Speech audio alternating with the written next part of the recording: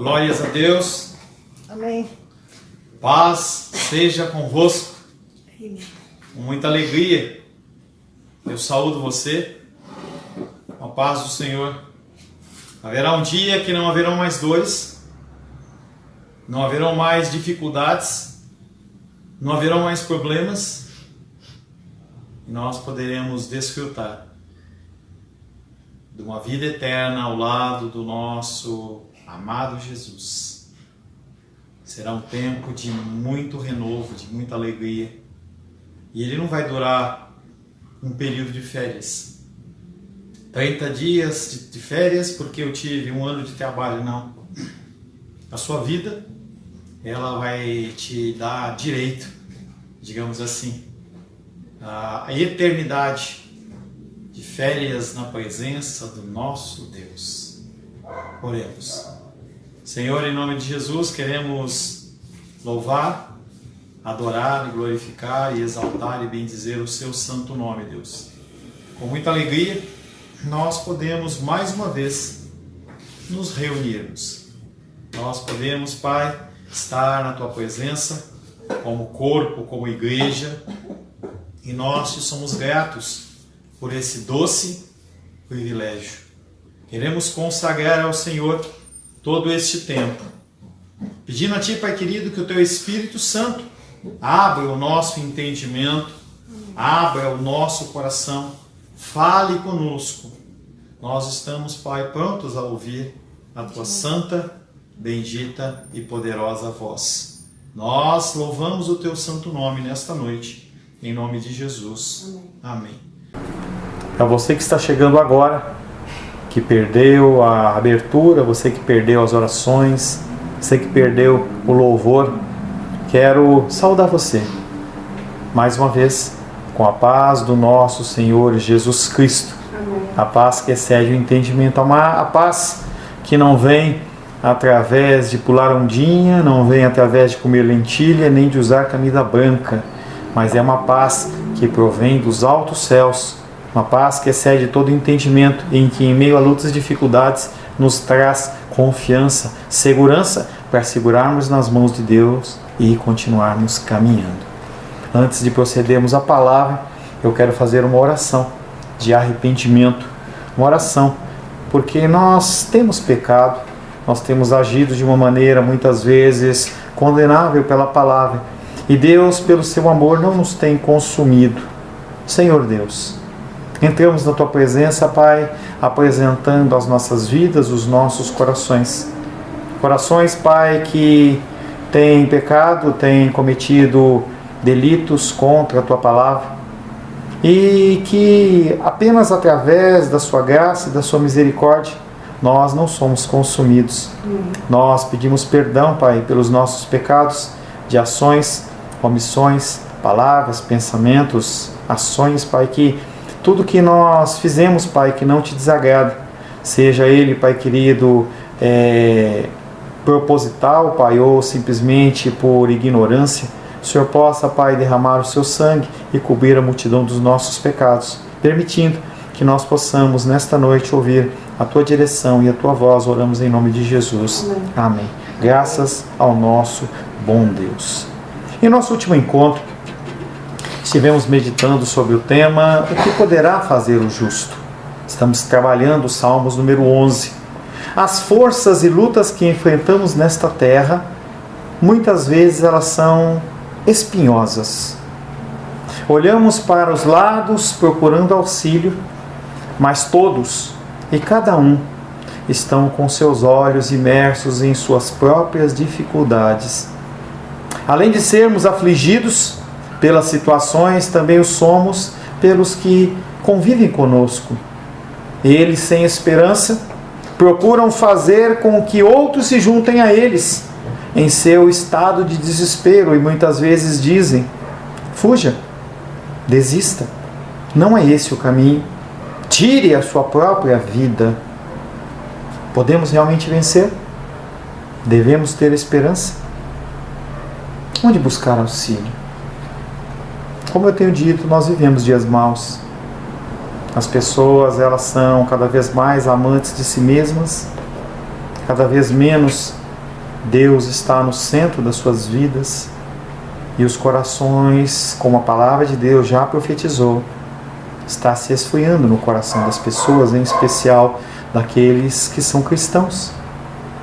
É difícil nós confiarmos. É difícil nós olharmos para as pessoas que, na sua grande maioria, confessam e acreditam num Deus que ele tem muito mais a aparência de um bom velhinho com uma roupa vermelha e um gorro e uma barba branca que vem trazer presentes, do que realmente um Deus poderoso.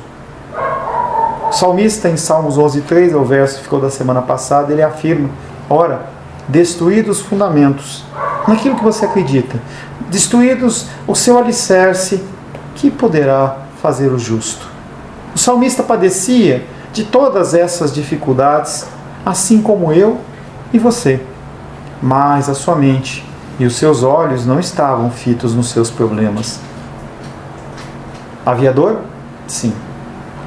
Havia perseguição? Sim. Havia quase o desespero? Sim. Mas também havia confiança em Deus. E isso era o necessário e o suficiente para segurar nas mãos de Deus e continuar caminhando. Que eu e você, como salmista, como o autor daquele hino, possamos ter os nossos olhos fixos não nos nossos problemas, mas naquele que é maior do que os nossos problemas, o nosso todo-poderoso Deus. A palavra de hoje tem como título O Senhor nos altos céus. É onde Ele habita, é onde Ele mora, é onde Ele rege o mundo, é onde com Ele passa os olhos sobre toda a terra. Eu estou fazendo aula pela internet de leitura dinâmica e cada vez mais eu tenho aprendido novas técnicas de leitura.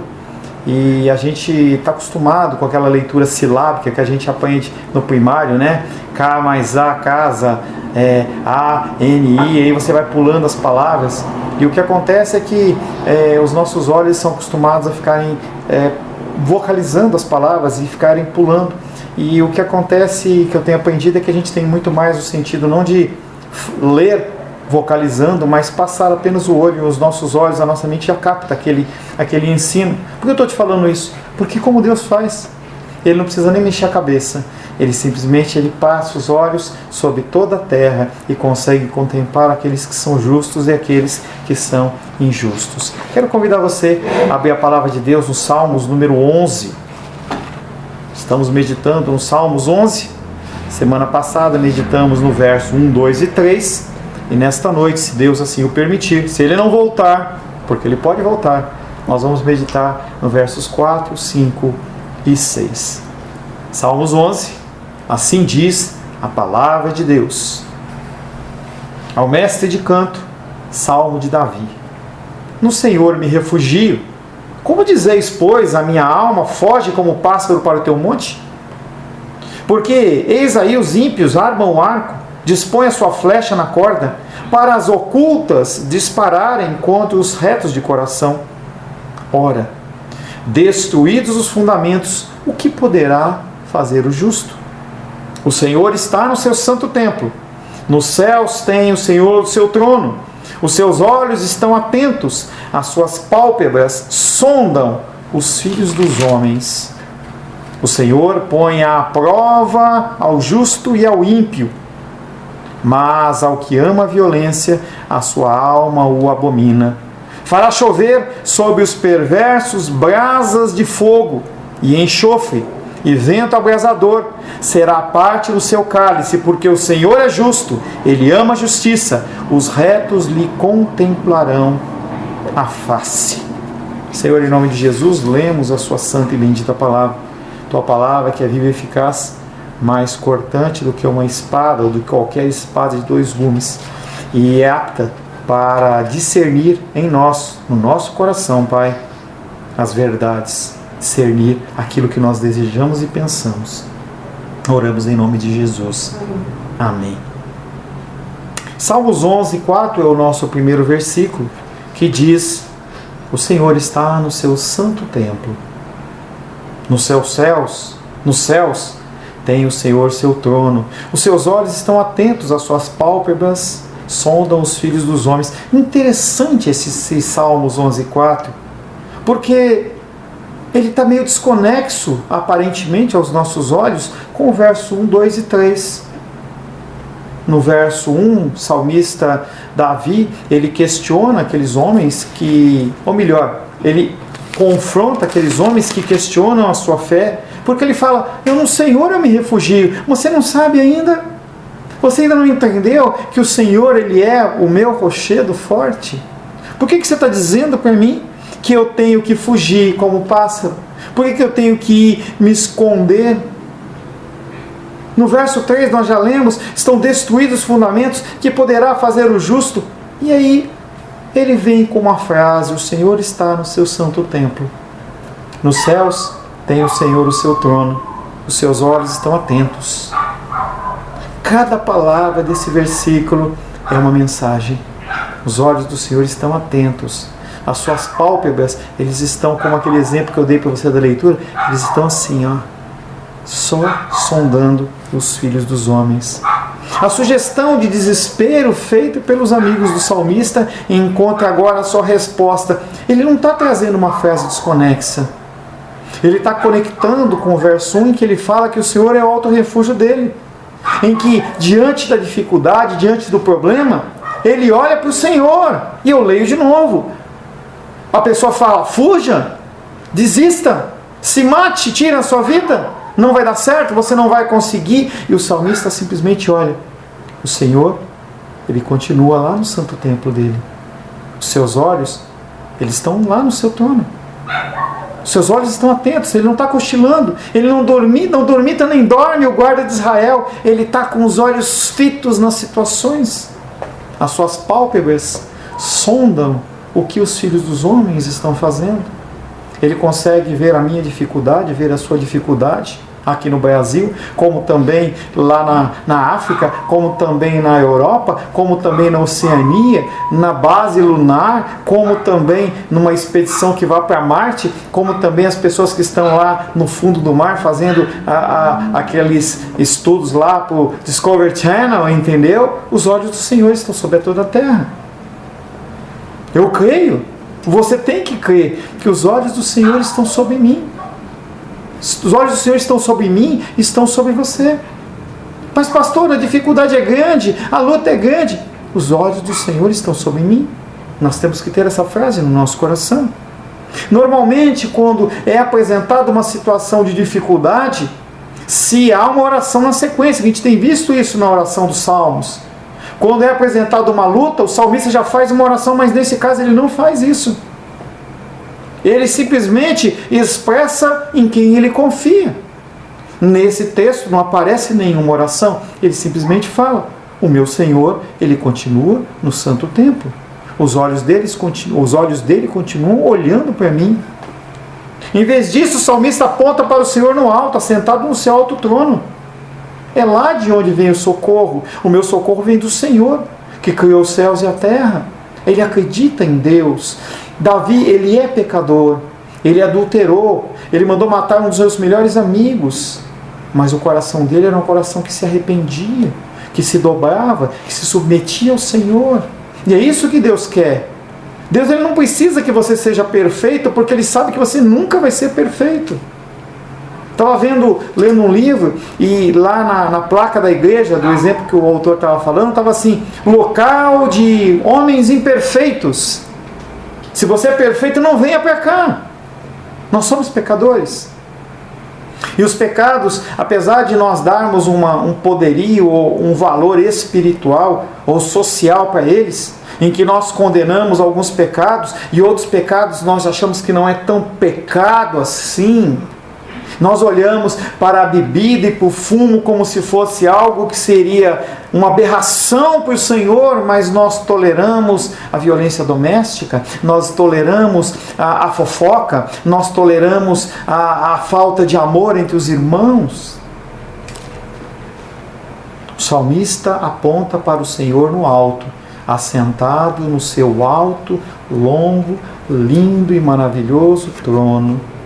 Havia a presença de Deus no tabernáculo. Mas Ele, além de estar presente, Ele é um governante celestial.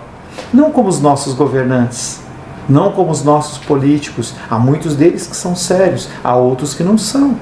Mas o nosso Deus, Ele é aquele que rege e governa. Não há uma eleição de um novo Deus. Nós não trocamos o nosso Deus dentro da terminologia de hoje. Estava conversando hoje na hora do almoço e falava assim, o ciclo. Não tem ciclo com Deus. Não existe ciclo. Você começa uma caminhada e vai até o fim. Ou então você nunca teve nesse trilho. Não é como o trilho do trem, que ele tem uma virada para o lado, uma virada para o outro. Não. É só um caminho. E o caminho é Jesus. E ele olha para essa presença de Deus no tabernáculo e entende que além de Deus, além de estar sentado no seu trono, Ele é o governante de todas as coisas. Do céu, Ele vê tudo o que acontece. Nada escapa.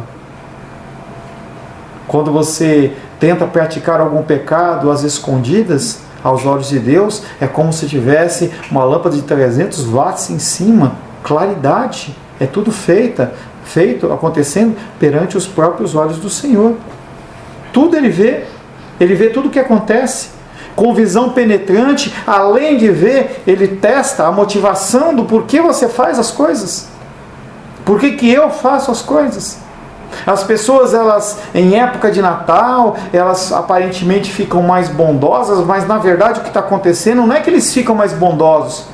O peso no coração da vinda de um Salvador à Terra, se entregando sem pedir nada em troca, traz peso aos nossos corações. E aí nós sentimos o desejo de ajudar pessoas. É muito mais uma motivação de sanar a dor do nosso coração, a vergonha do nosso ser, do que realmente uma ação altruísta, sem motivação nenhuma. Porque as pessoas, elas não precisam de alimento, as pessoas não precisam de cuidado durante todo o ano, só na época de Natal. É só na época de Natal que as pessoas têm que se cantar para louvar o nome do Senhor. É só nessa época. E a gente traz o engano nos nossos corações como uma motivação. Ele tudo vê. A visão dele testa a obra dos seres humanos.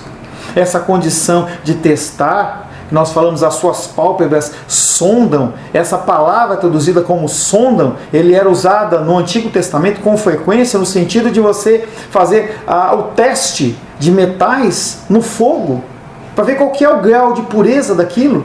Você permite que haja uma provação, você pega aquele metal e você leva ao fogo para que ele possa, através do calor, através do fogo ali, ele poder ser testado se ele é puro ou se ele não é puro.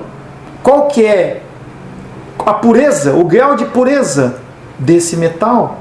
Quem gosta de usar muito essa palavra é Jeremias. Jeremias 17:10 diz: eu, o Senhor, esquadrinho, eu, o Senhor, provo, eu, o Senhor, sondo o coração e provo os pensamentos. E isto para dar a cada um segundo o seu proceder, segundo o fruto das suas ações. O Senhor olha para o que você faz, Ele passa pelo fogo aquela prova, se é palha, se é madeira, mas se é algo que permanece, tem fruto, se não é descartado. Os textos bíblicos falam sobre esta prova de fogo do Senhor, que não tem nada a ver com o fogo que os nossos irmãos pentecostais dizem que acontece. Não é nada disso. É um fogo de juízo. É um fogo de prova para Deus mostrar para você, porque Ele já sabe aonde está o seu coração. Mesmo as ações feitas em meio às trevas eram públicas, são públicas aos seus olhos. Salmo 7:11 diz: Deus é justo juiz. Deus que sente indignação todos os dias. Todos os dias. Deus, Ele, vamos dizer, Ele acorda. Claro que não acorda, porque Ele não dorme. Mas Ele acorda olhando para você indignado. O desejo dEle não é passar a mão na minha cabeça e na sua cabeça, mas é nos consumir, nos destruir, mas ao sangue do Cordeiro.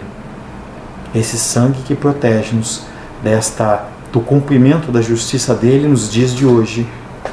Enquanto a fraude, a astúcia, a traição, a crueldade, a violência e a extorsão reinam no mundo, e reinam no mundo porque o mundo jaz no maligno, enquanto todas as coisas são arremessadas em total desordem para a escuridão, pela injustiça e perversidade, que a nossa fé, a sua fé, sirva para você como uma lâmpada e te capacite a visualizar não as lutas, não a maldade do ser humano, mas o trono celestial de Deus. Que essa visão te seja suficiente para te fazer esperar pacientemente pela restauração de todas as coisas. As coisas não vão ficar como estão. Os homens que estão agindo como agem, eles não vão ad eterno, para sempre, estarem agindo dessa maneira. Deus, ele não vai permitir. E para isso nós precisamos de fé. Você precisa olhar para a situação e você precisa ter fé. Hebreus 11:11 diz: ora, a fé é a certeza das coisas que se esperam, não aconteceu. Você não consegue ver, você não consegue pegar, mas você acredita. Há uma convicção de uma coisa que você não vê. Isso é fé. É muito fácil as pessoas se dizerem com fé dentro de situações em que as suas contas bancárias estão lá em cima, em que as suas situações emocionais estão tudo ok, em que a sua saúde está bombada. É muito fácil. E o Senhor, ele de tempos em tempos, não é o diabo. Não é o diabo. Deus, ele permite lutas, dificuldades na minha vida, na sua vida, da mesma maneira que na escola os alunos eles estudam 1 mês, 2 meses, depois eles fazem uma prova de avaliação. O aluno ele vê, e eu vejo bastante isso com a minha filha, depois que sai o boletim, eu apresento ela, graças a Deus, eu tenho uma pessoa responsável, que não me dá trabalho em relação a isso. Nós pegamos o boletim, racionalmente, maduramente, olha, você não está bem nisso, e ela vai e se dedica mais naquela matéria para poder resolver. É esse o objetivo? Não é te destruir, não é te punir, não é te reprovar, mas é fazer com que você corrija o seu caminhar do seu santo templo, que é normalmente entendido como sendo Sião. Nesse versículo é a figura dos céus, representa o lugar onde Deus habita, que em alguns lugares das Escrituras fala que é o terceiro céu. Não é o céu que nós olhamos, no céu azul, não é o céu no sentido de onde as estrelas habitam, mas é um local espiritual onde Deus habita. Esse é o lugar em que Deus habita e cujos olhos, novamente eu te digo, estão atentos a tudo o que acontece. Nada está oculto de Deus, e portanto os homens serão obrigados a prestar-lhe contas de tudo que têm feito. Um dia, eu e você estaremos perante o trono de julgamento de Deus. Se você é filho, se você é filha de Deus, se o sangue do Cordeiro é sobre a sua vida, você não vai estar do lado esquerdo de Deus, você vai estar do lado direito de Deus, que as Escrituras falam que é onde vão ficar as ovelhas. E você vai ser julgado também pelas suas obras. Vai ser um momento de mal-estar, de amargura, mas que não tem consequência a perdição eterna. Agora, se você está do lado esquerdo, e não adianta falar está amarrado, o que muda isso é a ação soberana de Deus em concordância, ou melhor, você em concordância com a soberania de Deus, mudança no seu comportamento, mudança nas suas ações, no seu agir, no proceder com o próximo, no proceder com a palavra, no proceder com a oração. É isso que vai te mudar. É isso que vai mostrar para você que realmente você é filho.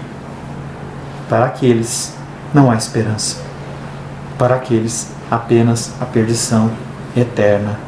Nada está oculto de Deus.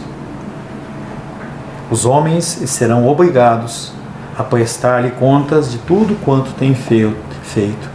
2 Crônicas 16:9, parte A do versículo diz: porque quanto ao Senhor, seus olhos passam sobre toda a terra, para mostrar-se forte para com aqueles cujo coração é totalmente dele.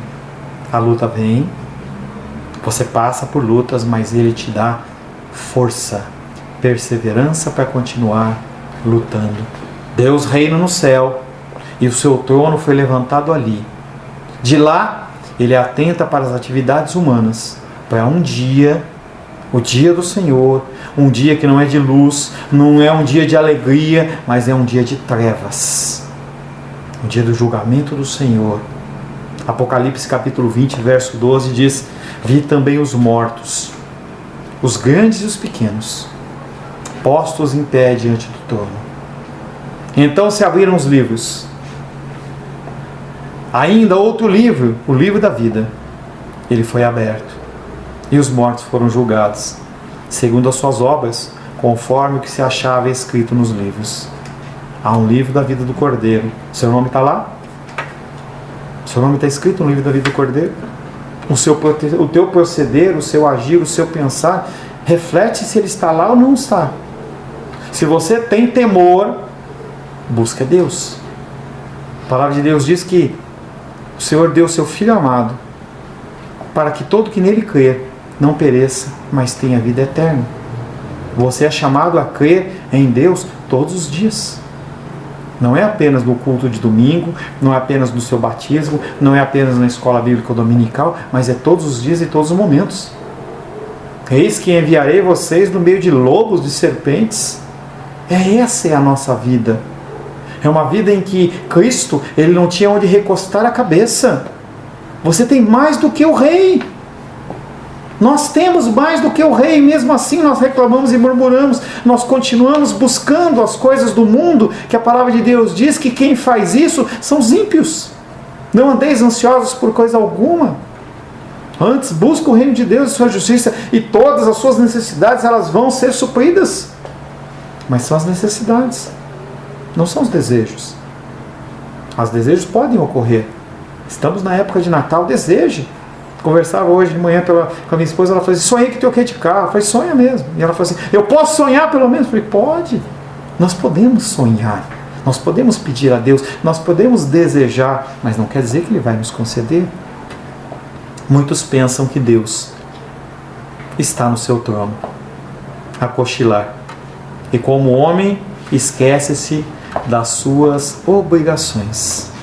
Mas a nossa fé é que Deus, o Criador do mundo, não descarta nem abandona a ordem que Ele mesmo no princípio estabeleceu.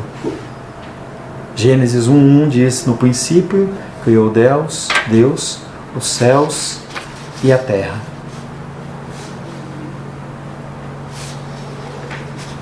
Tem um gato aqui nas minhas folhas, que eu acho que eu imprimi 2 vezes. Luli, por favor, abre o laptop lá para mim. Está faltando material aqui. Gênesis capítulo 1, verso 1. No princípio criou Deus os céus e a terra. E aí você passa o laptop por aqui, tá? Dá um jeito de passar para cá, por favor. Ele criou todas as coisas. E Ele não apenas criou todas as coisas, Ele cria todas as coisas. E Ele gerencia todas as coisas. E Ele determina como as coisas elas vão ocorrer, como as coisas vão acontecer. As coisas não acontecem à revelia. As coisas não acontecem em que Deus esteja no controle, fazendo, analisando. Todas as coisas não. Às vezes parece que a ação de Deus é uma ação de correção de problemas, e não é. 24 às 6?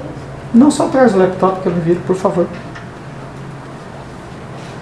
No princípio criou Deus os céus e a terra. Quando Ele retarda os seus juízos por algum tempo, convém nos observar que seus olhos continuam atentos. Nós olhamos e parece que Deus não está nem aí. Parece que Deus, Ele está cochilando. Parece que nós esquecemos que Deus não é homem para que minta. Nós esquecemos disso. Mas Deus, Ele continua sendo o mesmo. Quando Ele retarda os seus juízos por algum tempo, convém nos observar que seus olhos continuam atentos. Justamente como vemos agora com Davi, que se anima com essa consoladora confiança, ou seja, que Deus governa a humanidade e observa o que se passa no mundo, ainda que seu conhecimento, bem como o exercício da sua justiça, não sejam a princípio percebidos pelos homens. Deus, Ele não se preocupa se você está vendo ou não está vendo, se você acredita ou não acredita. Só tem que ligar na força, tem que dar um jeito. Os homens, eles acham que não vai dar nada certo.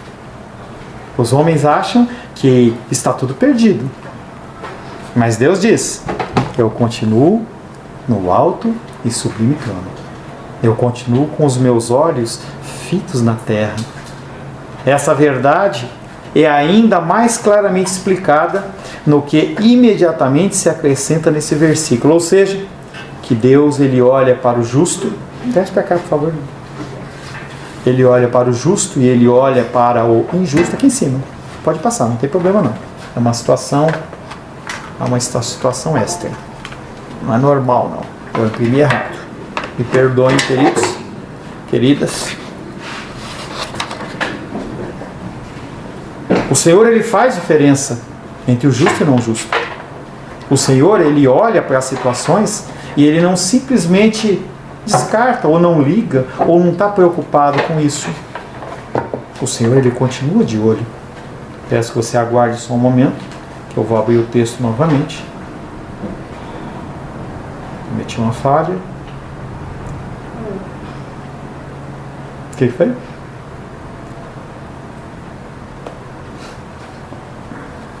Esta verdade ainda mais claramente explicada no que imediatamente se acrescenta nesse versículo, ou seja, que Deus, ele faz diferença entre o justo e o injusto. E isso de tal forma que deixa em evidência que ele não é apenas um espectador, pois ele é descrito como a aprovar o justo e a odiar o perverso. Mas Deus odeia, pastor Paulo? Deus odeia. Quando ele vê a ação dos homens e não consegue contemplar a ação do Messias, o sangue do Cordeiro, o que acontece é que a indignação do Senhor, ela encontra guarita. E o que acontece é um desejo de destruição. Perverso esse que muitas vezes é identificado como aquele que se põe a lançar mentiras e praticar maldades. Como que nós identificamos uma pessoa que é perversa? Como que nós identificamos uma pessoa que não é de Deus? É uma pessoa que profere mentiras. É uma pessoa que fala maldades. Pessoas que não têm amor pelo próximo. Pessoas que pensam apenas em si mesmas. E quando nós olhamos dentro do âmbito da igreja, é mais preocupante a situação, porque nós vemos pessoas que, para ajudar outras pessoas, elas têm que comprar uma rifa, têm que participar de uma ação de amigos. Não importa se o irmão está com câncer, se ele não for rifar um laptop, eu não ajudo. Onde está o nosso cristianismo? Onde está o nosso amor? Que para que nós possamos dar algo, nós precisamos receber algo em troca. Salmos 11, versos 6 e 7. Fará chover sobre os perversos brasas de fogo e enxofre, e vento abrasador será parte do seu cálice. Porém, eu que estou afirmando, eu estou incluindo na palavra, o Senhor é justo, Ele ama a justiça. E os retos, aqueles que são filhos, aqueles que têm o sangue do Cordeiro sobre as suas cabeças, eles contemplarão a sua face. Tanto os justos quanto os injustos, eles se acham sob a visão, sob os olhos julgadores de Deus. 2 Coríntios capítulo 5, verso 10, diz: todos nós temos de comparecer diante do tribunal de Cristo. E isso é algo que não tem sido falado nas igrejas. Nós vamos estar no tribunal do Senhor. Haverá um dia, conforme nós já falamos, em que você vai dar contas de tudo que você fez, de tudo que você não fez, das suas ações, das suas omissões, dos seus pensamentos, de todos os adultérios e as violências que apenas ficaram no âmbito da mente. Deus leva em conta todas essas coisas, ainda que a atitude de Deus seja muitíssimo diferente em relação aos dois grupos. Seu ser mais íntimo odeia o homem violento. Presumivelmente, uma indicação de que os inimigos do salmista fazem parte desse grupo que Deus odeia. Pessoas que são maldosas, pessoas que não trazem esperança, pessoas que veem você em dificuldades e o que elas fazem é pisar na sua cabeça para te afundar mais. E muitos fazem isso em nome de Deus. Nós vemos o contexto homossexual cada vez mais se proliferando dentro do nosso meio. Como que nossas igrejas estão para receber essas pessoas? Será que nós vamos, como em algumas igrejas, colocar um círculo de vidro onde elas ficam sentadas afastadas? Será que as pessoas elas vão chegar nas igrejas e vão encontrar um lugar de pessoas imperfeitas que as recebam? Que as confrontam no pecado, mas que as recebam? Jesus Cristo, Ele nunca fez o que as igrejas têm feito hoje, de expulsar, de destruir. Ele sempre acolhia. Quando Ele pega o caso da mulher adúltera, que vem com aquele monte de homens, depois que Ele destrói o coração daqueles homens que eram julgadores, Ele olha para ela, perdoa os seus pecados, simplesmente dá uma palavra para ela: vai e não peque mais. Ele tinha como o Filho de Deus o direito de destruí-la, acabar com ela, mas Ele não o fez. Eu lembro que, certa feita, um rapaz da nossa igreja, ele abandonou o lar, e aí depois de 6 meses ele voltou, e eu falava com a igreja: ó, o fulano quer conversar, e as pessoas falavam assim: mata, destrói, acaba. E eu falava: pode deixar, meu coração está preparado. E quando aquele homem se apresentou perante mim, eu derramei sobre ele amor, porque eu não consegui guardar, não é algo que você consegue represar. E o amor de Deus invadiu o coração dele, e ele olhou para mim, em meio a lágrimas, e ele olhou para mim e falou assim: antes você tivesse sido mais duro comigo, porque era isso que eu esperava. A atitude de Deus, ela é muito diferente em relação a ímpios e em relação a salvos. Mas aqueles que não são salvos, Deus odeia. A ideia de fogo usada para testar metais no versículo 6, que no versículo anterior, em que fala assim que o fogo era para ver a qualidade, nesse momento, o quadro do fogo é quadro de juízo, é de destruição. Vamos voltar no nosso texto. Fará chover sobre os perversos brasa de fogo e enxofre, e vento abrasador será parte do seu cálice. Não é algo tranquilo, é algo forte. Para os crentes, o fogo testará a qualidade das suas obras. Como nós já falamos, 1 Coríntios 3,13 diz: manifesta se tornará a obra de cada um, pois o dia do Senhor a demonstrará, porque está sendo revelada pelo fogo. Qual seja a obra de cada um, o próprio fogo provará. É feno? É queimado? É palha? É madeira? É queimado? O que representa a palha, o feno, a madeira? Coisas que são passageiras. Motivações que não são de adorar a Deus, mas muitas vezes para adorar o próprio ego das pessoas. Você constrói torres de adoração ao seu próprio nome, como a Torre de Babel, quando você constrói impérios em que você é exaltado. Seja no conceito social, seja no conceito político, seja no conceito religioso. E nós temos que entender que o único objeto de adoração tem que ser Deus. Para os crentes, o fogo testa a qualidade das obras, enquanto que para os incrédulos o fogo virá como o exterminador do mal. Gênesis 19:24 diz: então fez o Senhor chover enxofre e fogo da parte do Senhor sobre Sodoma e Gomorra. Um destino semelhante a esse aguarda os perversos. Um destino de destruição. Um destino que não é algo que é simples, não é uma coisa que vai ser fácil de se engolir, e é uma coisa que é eterna. Os homens dos dias de hoje, eles invocam aqueles advogados que ganham milhões e eles conseguem distorcer e há propinas de um lado para outro, e a pessoa ela sai sem nenhum tipo de dano. Estava vendo uma reportagem no outro dia, um homem, ex-jogador, estava andando com seu carro, um jovem fez uma gracinha, ele desceu, pegou o revólver da namorada e deu 2 tiros e matou o cara. Foi preso. O advogado foi lá e mostrou: olha, ele tem problema de saúde, ele faz parte do grupo de risco. Tira ele da cadeia, ele vai continuar lá na casa dele cumprindo até acabar essa pandemia. No outro dia, o cara estava num boteco comemorando e fizeram um vídeo e colocaram na mídia social. Eu não sei o que vai acontecer com esse homem, mas perante Deus, o juízo ele é pleno. O juízo não é algo que vai simplesmente se passar ou vai deixar de acontecer. O juízo do Senhor ele vai acontecer. Então fez o Senhor chover enxofre e fogo sobre Sodoma e Gomorra. Um destino semelhante aguarda os perversos. Hoje você está vivo, amanhã você pode estar morto. O dia de hoje, você estando vivo, é uma oportunidade de você dizer sim a Cristo, dizer sim à mudança da sua vida. Você não pode esperar passar um ano, passar 6 meses, porque de um dia para o outro a coisa pode mudar.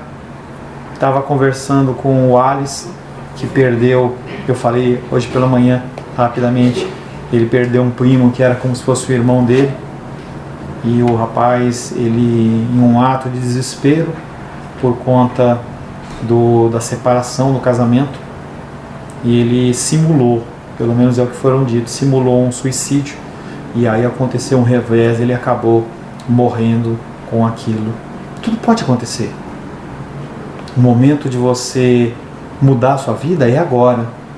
Você pode estar ouvindo a palavra de Deus, você pode ser uma pessoa que tem alegria nos cânticos, você pode ser uma pessoa que até lê a Bíblia com alguma frequência e regularidade, mas isso não é suficiente.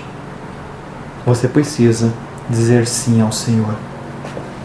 No final do versículo 6 ele fala de um vento abrasador, que é a descrição de um vento oriental que sopra sobre Israel, trazendo consigo o calor do deserto. Muitas vezes esse vento, quando você está na praia, você sente, você está numa brisa gostosa, de repente vem aquele calor que a gente chama de mormaço, e você parece que você não consegue mais respirar. Embora, segundo os nossos olhos, Deus por algum tempo permaneça quieto, e Ele retarde os seus juízos, o momento da vingança certamente virá. Novamente, versos 6 e 7. Fará chover sobre os perversos brasas de fogo e enxofre, e vento abrasador, e será a parte no seu cálice, porque o Senhor é justo, Ele ama a justiça, e os retos lhe contemplarão a face. Esse dia de juízo ele vai chegar. Cada dia mais esse dia de juízo ele se aproxima.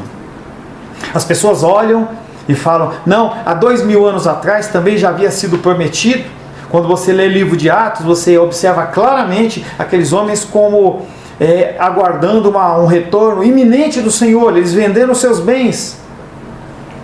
E as pessoas nos dias de hoje podem falar assim, ainda vai demorar, mas pode ser o dia de hoje, em que você, ao fechar os seus olhos, quando você abrir os seus olhos, você vai estar ou do lado direito, como ovelha do Senhor, ou como lado esquerdo, como aquele que é rejeitado.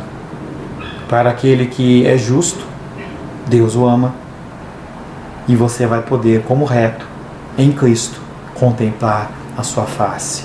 Esse hino que nós cantamos por último é um hino que transmite esse final desses Salmos, número 11. Segura nas mãos de Deus e vai. Não olha para os lados. Sobre os cavalos a gente coloca aquelas viseiras e às vezes você tem que colocar essas viseiras não de não olhar para as dificuldades do próximo, e sim para evitar que a malignidade que é lançada ela realmente venha sobre a sua vida e você compre aquilo como se fosse uma verdade. O que eu desejo para você nessa noite é que você segure nas mãos de Deus e vai. Senhor, em nome de Jesus, nós queremos louvar, adorar e bendizer o Teu santo nome. Queremos agradecer pelo Teu amor e o Teu cuidado. Queremos, Pai, colocar a nossa vida nas Tuas mãos, pedindo, Pai querido, mais e mais que o Senhor, Pai, nos guie e nos abençoe. Segura a nossa mão, Pai.